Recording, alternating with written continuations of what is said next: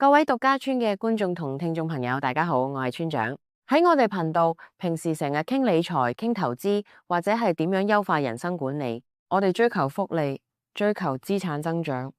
但今日我想問大家一個好嚴肅嘅問題：喺你嘅人生資產負債表入面，排喺第一位嘅係咩？好多人會話係層樓、係股票、係事業成就，但其實我哋成日忽略咗一個最基本嘅一。如果冇咗健康呢個一，你後面賺到幾多個零都係冇意義嘅。最近我讀咗 Dr. Rex 寫嘅呢本《醫學幼稚園》，個名雖然叫幼稚園，但我讀完之後真係出晒冷汗，因為我發現好似我哋呢啲自命聰明、追求效率嘅現代人，喺面對自己身體嘅時候，認知水平竟然真係低到得幼稚園程度。我哋可以花無數時間去研究股市走勢，但偏偏唔肯花10分鐘去搞清楚點解我會發燒，止痛藥應該點食，甚至連個傷口應該點處理，我哋可能都係聽埋一啲長輩圖或者網路農場文章嘅偏方。呢種唔係單純嘅無知，而係一種認知負債。如果你唔了解身體，你就係盲目咁透支緊你嘅健康。今日我會幫大家拆解呢本書入面最重要嘅3個核心觀點，並且將佢同我哋嘅人生管理結合埋一齊。請記住，健康係你唯一嘅底層資產，冇咗佢，你乜都唔使講。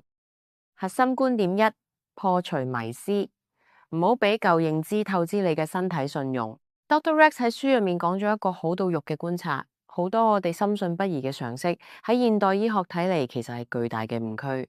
呢啲誤區就好似投資入面嘅假消息咁，會誤導你做出錯誤決定，最後搞到身體資產大縮水。第一，發燒唔係敵人，係你身體嘅警報器。喺好多人嘅認知入面，發燒係一件好恐怖嘅事，尤其係做父母嘅，見到細路發燒就驚到失魂，覺得唔盡快退燒就會燒壞腦。Dr. Rex 喺書入面好清楚咁話俾我哋聽，發燒本身係身體對抗病毒或者細菌嘅生理反應，係免疫系統熱血奮戰緊嘅證明。真正會傷到大腦嘅，通常係腦膜炎或者腦炎呢啲病本身，而唔係發燒呢個現象。如果你只係普通感冒，但因為驚發燒而狂食退燒藥，其實你係親手閂咗個警報器，甚至干擾埋免疫系統做嘢。呢點教識我哋管理健康要分清楚現象同本質。發燒係現象，係提醒你要處理背後嘅病因。第二，傷口處理嘅濕潤革命，呢一點真係震撼咗我。我哋由細到大受嘅教育係傷口要保持乾燥，結咗焦先至好得快。但 Dr. Rex 引用現代醫學觀點指出，傷口喺微濕潤嘅環境下，修復細胞行得更快，愈合效率更高，而且仲冇咁容易留疤。如果你仲用酒精直接淋落傷口度，或者迷信紅藥水、藍藥水，其實你喺度二度傷害緊你啲細胞。酒精會殺死新發嘅肉芽組織，而紅藥水含汞一早已經被醫學界淘汰。正確做法係用生理鹽水洗，再用合適嘅敷料保持濕潤。呢樣嘢令我反思，我哋喺生活入面係咪都係咁執着一啲過時嘅經驗，而唔肯接受更科學嘅新方法呢？第三，藥物唔係毒藥，係幫你解決問題嘅工具。好多人有藥三分毒呢種觀念，無論係偏頭痛定係牙痛，都選擇死忍。Dr. Rex 指出，長期忍痛會令到神經系統產生痛覺記憶，變到更加敏感，甚至演變成慢性痛楚。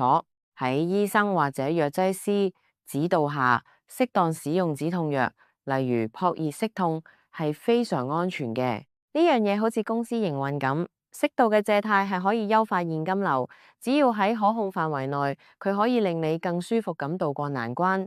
拒絕用藥有時唔係勇敢，而係對身體無意義嘅損耗。呢部分俾我哋嘅啟示係，你要 upgrade 咗你個知識 version 先。你個身體唔需要你用阿媽嘅方法去關心，佢需要你用科學嘅方法去維護。核心觀點二：角色轉變，你先至係自己身體嘅 CEO。呢部分係醫學幼稚園入面最有生活管理哲學嘅內容。作者提醒大家，好多人睇醫生嘅心態係錯嘅，佢哋覺得自己好似將架車揸去車房，將條車匙交俾師傅，講句幫我整翻好佢。就算醫患關係其實係協助，唔係單純嘅服務。好多人投訴醫生睇症時間短，講嘢快，但你要明白，醫學係一個資訊極度唔對稱嘅領域。醫生喺短短幾分鐘入面，其實係做緊一場高強度嘅邏輯推理。作者建議我哋作為病人，應該學習提供高質量嘅數據。你唔可以只係講我唔舒服，你應該準確咁描述邊度痛、點樣痛、抽痛、悶痛定刺痛、幾時開始、有冇咩誘因。呢樣嘢好似你係顧問做 business consulting 咁，如果你連自己份財報都比唔清，顧問點樣俾建議你？醫學唔係1+1=2咁精準嘅數學，同樣嘅病況喺唔同人身上可能有完全唔同嘅原因。醫生俾你嘅治療方案通常係基於機率嘅最優解。Dr. X 好老實咁講，醫學係有局限性嘅，所以我哋自己要具備自我監控嘅能力。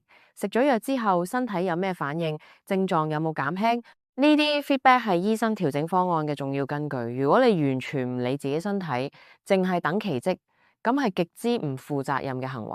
書入面講到好多小病，其實都係長期生活習慣差而累積翻嚟嘅，就好似投資咁。你每日儲少少錢，最後會有好大嘅複利，但你每日損耗少少健康，最後你都要面對巨大嘅健康債務。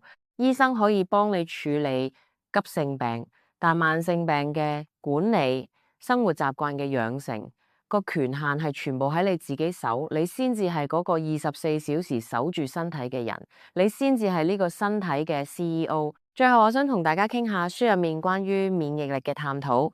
呢個係我認為成本書最深層嘅哲學觀點。而家街上面啲廣告喐啲就叫你提升免疫力，好似免疫力越高，我哋就越似超人咁。但 Dr. X 提出咗一個好關鍵嘅概念：平衡。免疫系統就好似一間公司嘅保安部隊，如果保安太弱，賊仔就會入嚟；但如果保安太強、太神經質，見到送外賣嘅、路過嘅都要開槍射擊。呢啲就係過敏或者自體免疫疾病。鼻敏感、濕疹、哮喘，其實都係免疫系統過度反應嘅結果。呢樣嘢話俾我哋聽，身體嘅健康唔係要強大到摧毀一切，而係要精準同和諧。Dr. X 喺書入面都有提到心靈同身體嘅連結，長期壓力會搞到皮質醇分泌異常，進而抑制免疫系統。呢個就解釋咗點解我哋忙完一個大 project 之後，通常會立即大病一場。呢樣嘢令我諗到喺追求事業成功嘅路上，我哋成日為咗快而犧牲咗穩，但身體運作係有 limit 嘅。真正嘅健康高手係識得喺衝刺同休息之間切換節奏嘅人。健康唔係單一變量，佢係由飲食、睡眠、運動同情緒呢幾個維度一齊組成嘅系統。喺醫學幼稚園入面，作者冇教你咩神丹妙藥，佢不斷強調嘅係回歸基礎，好好地瞓覺，適量嘅運動，正確嘅用藥觀念。呢樣嘢同我哋做人生規劃一樣，最簡單嘅方法往往係最難堅持，但亦都係最有效。各位朋友，傾咗咁多關於醫學幼稚園嘅知識，最後我想做個總結。我點解要喺獨家村同大家分享呢本書？因為我深信一個成熟嘅人必須具備對自己生命最基本嘅掌控力。如果你連發燒係咩一回事，傷口點樣包紮都搞唔清楚，你又憑咩話自己掌握咗人生嘅主動權？請記住，你個身體係你呢世人唯一嘅財富載體，佢係你嘅 CPU， 係你個 hard disk， 更加係你運行緊所有 software 嘅基礎。冇咗健康呢個一字喺前面撐住，你後面啲 code 寫到幾靚都跑唔喐，你啲夢想有幾大都畫唔出嚟。多謝作者寫咗呢本咁易明嘅身體說明書，我希望今日嘅分享可以幫你由健康嘅幼稚園畢業，開始更有意識、更科學咁對待你自己個身體。如果你覺得今日呢集內容幫到你或者啟發到你，歡迎 like、subscribe 獨家村同埋 share 俾你身邊嗰啲成日死忍或者中意聽偏方嘅朋友。我係村長，呢度係獨家村，我哋下集再見。